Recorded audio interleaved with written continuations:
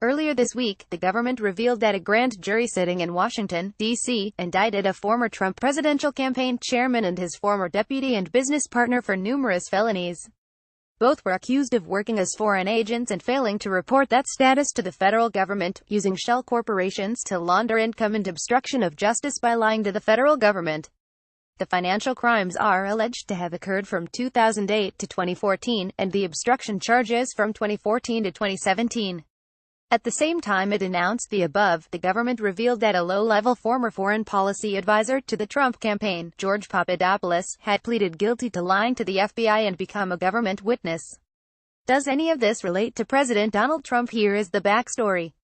At the same time that Paul Manafort and his business partner Rick Gates were guiding the Trump campaign in the summer of 2016, Russian agents were manipulating American social media sites so as to arouse chaos in general and animosity toward Hillary Clinton in particular.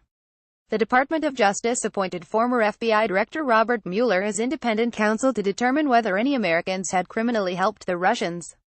The alleged crimes of Manafort and Gates appear to have nothing to do with Trump, nor have they any facial relationship to the Russians.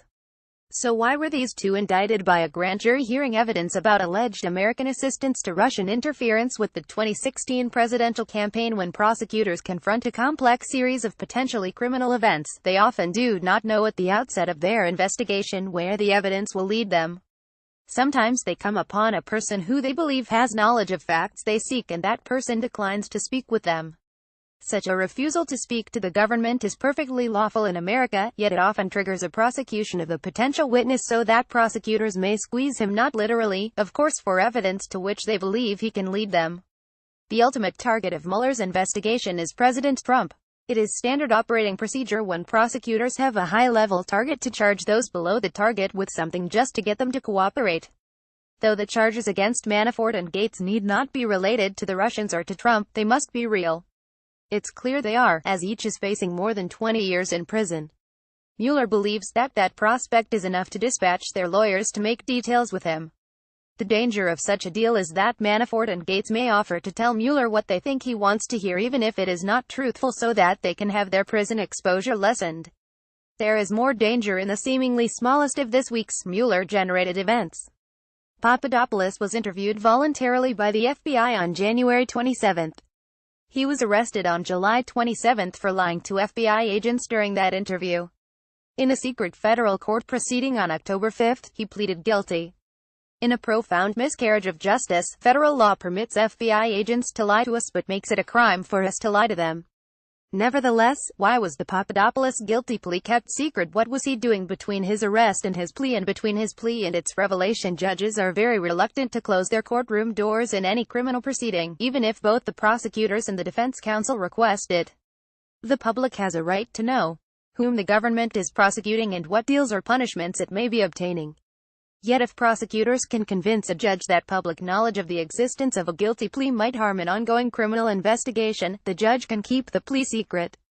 That is apparently what happened here. It appears that Papadopoulos was gathering evidence for Mueller, probably by talking to his former Trump campaign colleagues while wired, a process that would have been fruitless if his guilty plea had become public.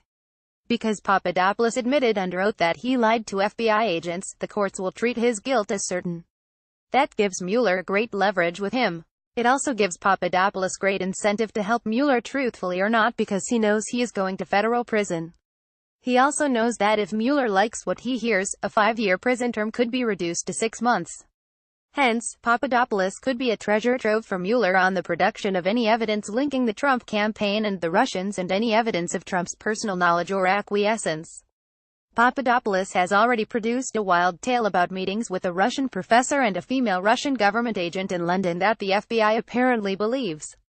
Is this any way to conduct a prosecution? I have argued for years that squeezing defendants and witnesses by threats and promises to get them to spill the beans is a form of extortion or bribery, not much different from the extortion and bribery that the government regularly prosecutes. You tell us what we want to hear and we will ask a judge to go easy on you. If not, you will suffer great losses.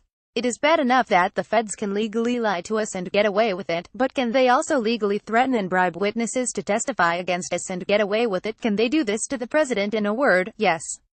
My arguments have fallen on deaf ears. Squeezing witnesses and defendants is a way of life for federal prosecutors. For the president, it is the tip of a dangerous iceberg.